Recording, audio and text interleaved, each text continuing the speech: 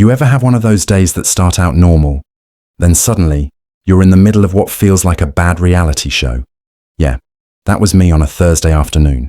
I was at St. Mary's Hospital, dropping off my friend Jake, a paramedic. His shift had just ended, and he looked like he'd been through a war zone. I parked in the staff section for a minute, engine still running, just to hand him his phone he'd left in my car. Simple. 2 minutes. Tops. That's when she appeared. At first, I just saw her reflection in my rearview mirror. A woman marching across the lot like she was leading a protest. Blonde bob, oversized sunglasses, and that particular kind of stride that says, "I own this place." She stopped right next to the ambulance bay, crossed her arms, and started shaking her head. "Excuse me!" she yelled. "You can't park there, that's my spot." Jake and I exchanged a look. He raised an eyebrow, half laughing. "Is she serious?" I rolled down the window. Ma'am, this area's for ambulances and emergency staff only. You probably don't want to block this zone." She blinked like I'd just spoken another language.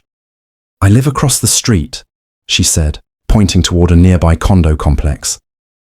"Our HOA allows overflow parking here when it's full, and this is where I always park when I visit." Jake let out a soft chuckle. "Ma'am, this isn't part of your HOA. It's hospital property. The sign literally says ambulance loading only." That's when her face twisted. The way milk curdles when you leave it out too long. "Don't you dare talk to me like that. I've lived here for 15 years, and I know the rules better than you." I was trying hard not to laugh, because honestly, the situation was absurd. A paramedic who'd just saved lives was being lectured by an HOA Karen about a hospital parking space. "Ma'am," Jake said carefully, "if you park here, you could block an ambulance. People could die." "Then they should plan better," she snapped. "You people think you can just take all the good spots because you wear uniforms." And that's when we both saw it. Flashing lights in the distance. Another ambulance, sirens on, speeding toward the hospital. Karen didn't move. She stood right in front of the bay like she was guarding it from invasion. Jake looked at me, his face dead serious now. "If she doesn't move in 10 seconds, someone's getting hurt." I stepped out of the car, my heart pounding. "Ma'am," I said, trying to keep my voice calm, "you need to move now." But she just smirked. "Make me." And that's when the ambulance screeched into the lot, heading straight toward her. The ambulance's siren hit a new pitch, that high, heart-piercing wail that makes your pulse jump, even if you're not the one in trouble. The driver slammed the brakes, tires squealing, as the ambulance swerved just in time to avoid Karen. She didn't flinch, not even a little. The back doors swung open before the vehicle had fully stopped. 2 paramedics jumped out, shouting over the noise. One of them, a tall guy with a shaved head, yelled, "Ma'am, step aside! Emergency incoming!" Karen planted her feet like a protester in front of a bulldozer. "You people can't own every inch of this lot.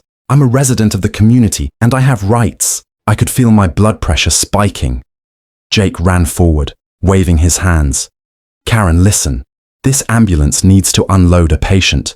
You're literally standing in the path of a stretcher." That's when the doors opened again, and they started pulling out the gurney. A young man on it, pale, tubes in his nose, paramedics shouting vitals.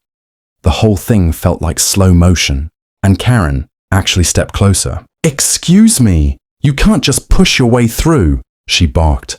"I'm talking to you people." One of the medics brushed past her shoulder, muttering, "Move or I'll call security." That was the spark. Karen spun around, furious, and shoved him, hard. "Don't touch me!" The entire scene froze for a beat, the air thick with disbelief. The other paramedic stopped mid-stride. Jake's jaw dropped.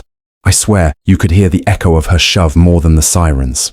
Then everything snapped back to chaos. The medic stumbled, caught his balance, and immediately hit his radio. "Security, code white, ambulance bay, now!" Karen started shouting louder. "You all think you can assault me just because you wear uniforms. This is harassment. I'm calling the HOA president," Jake muttered under his breath. Good luck explaining that to the cops. Security arrived within a minute. 2 guards in navy jackets jogging up. One of them was a woman with a no-nonsense face that screamed, "I've seen this before." "Ma'am," she said firmly, "you need to calm down and step away from the emergency zone." "I will not! He shoved me!" Karen pointed at the medic she'd assaulted. The guard's eyes flicked to the medic's shoulder. Red mark, clear as day. Ma'am, we have cameras, she said flatly. Please don't make this worse. Karen hesitated. You could see the gears turning. Fight or flee. But she didn't pick either. Instead, she turned her back to them, pulled out her phone, and started recording. This is harassment, she shrieked. You're all going viral for this. And right then, I heard the click of handcuffs behind me. They weren't for the medic. They were for her. Karen's tone dropped into that cold, dangerous register. The kind people use when they think they're about to win. If you lay one finger on me, I'll have your job. You have no idea who I am. I wanted to say, oh, we've got a pretty good idea. The second guard stepped forward slowly. Then you won't mind waiting inside while we sort this out. The sound of the handcuffs was oddly satisfying, like the end of a long, terrible song finally hitting its last note. Karen froze mid-rant, her phone slipping slightly in her hand. The taller security guard spoke calmly but firmly. Ma'am, you're being detained for assaulting hospital personnel. Please hand over your phone. Karen twisted around, eyes wide. Assault? He attacked me. You're making a huge mistake. I know my rights. Her voice bounced off the concrete walls of the ambulance bay, echoing over the chaos. A few nurses had come outside, watching from the side. Even the paramedics who had been unloading the stretcher paused for a moment, heads turning.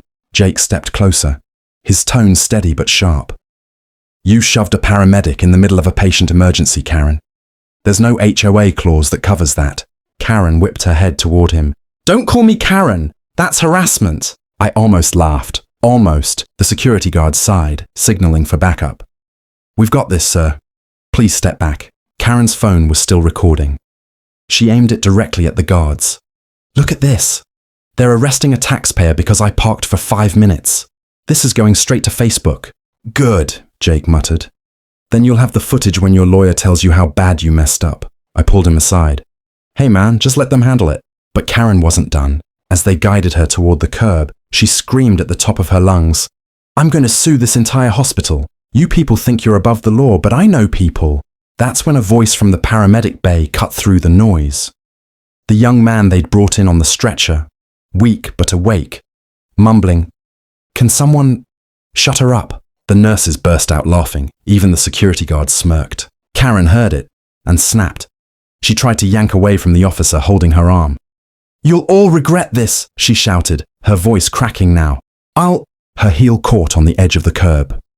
She stumbled, nearly fell face first, and for a moment the entire scene went silent, except for the echo of her phone clattering to the ground. The screen was still recording. The last thing it captured was her own face, flushed red, wide-eyed, and furious, before the guard picked it up and turned it off. Jake leaned against the ambulance, shaking his head. Man, people like her, they're a full-time job. I nodded, half stunned, half amused. She really thought she could fight an ambulance. The security team escorted her inside as the medics finished unloading their patient. The air finally began to settle. The sirens quieted, the chaos dimmed.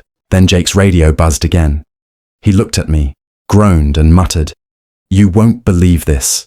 She's demanding to speak to the hospital director. By the time we made it inside, the chaos had shifted from the parking lot to the hospital lobby. Karen Hensley, HOA president, self-declared community enforcer and part-time chaos distributor, was now seated on a bench, still in handcuffs, demanding to speak to someone with actual authority. Security had already called the police to take an official report. A few nurses stood at a distance, pretending to be busy while clearly trying not to laugh. Even the receptionist looked like she was silently praying for the floor to open up and swallow her. The administrator led us to the side. All right, he said, rubbing his forehead. I've reviewed the footage. It's clear she initiated contact. You both are in the clear. Jake crossed his arms. Good, because I'm not getting written up for being shoved while trying to save a patient. The admin nodded. She's threatening legal action, of course. Claims you endangered her. Claims she was emotionally traumatized by the ambulance lights. I let out a quiet, disbelieving laugh. She tried to take an ambulance spot. You can't make this stuff up. Meanwhile, Karen was still going strong. You people think you can manhandle taxpayers. I've donated to this hospital's fundraiser. I'll have your badges. The officer standing beside her looked bored out of his mind. Ma'am, please stop shouting. You're disturbing the patients. I am a patient now. I've been assaulted. Her voice carried across the lobby like a siren. Ironic, really. A woman who'd nearly caused an ambulance crash now claiming to be the victim of one. Jake looked at me, smirking. You think she's learned anything? I tilted my head. Oh yeah, probably how to spell lawsuit on Google. Minutes later, the officers began walking her out. Cameras from bystanders started recording. Phones lifted like we were suddenly on a live TV show. Don't film me! She screamed, twisting toward the phones. This is illegal! You'll all regret this when I call my lawyer! Her voice faded as the automatic doors slid shut behind her. Just like that, the air felt cleaner, like the hospital itself took a deep breath. Jake finally relaxed, leaning against the wall. I swear, man, HOA people are built different. I laughed. She probably has a committee for parking disputes and emotional support noise complaints. He grinned. You think this'll go viral? I glanced toward the reception desk, where someone was already scrolling through social media. Oh, it's already there. By the time I got home that night, the video was everywhere. HOA Karen Block's ambulance gets arrested. Thousands of comments, memes, hashtags, even a remix with siren beats. And the best part, her HOA released a statement the next morning, distancing themselves from her completely. We do not condone the actions of Mrs. Hensley. Guess even her own neighborhood had finally had enough.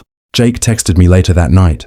Bro, I just found out she's banned from hospital property for life. I couldn't help it. I laughed out loud. Sometimes karma doesn't need time to find people. Sometimes it just pulls up in an ambulance.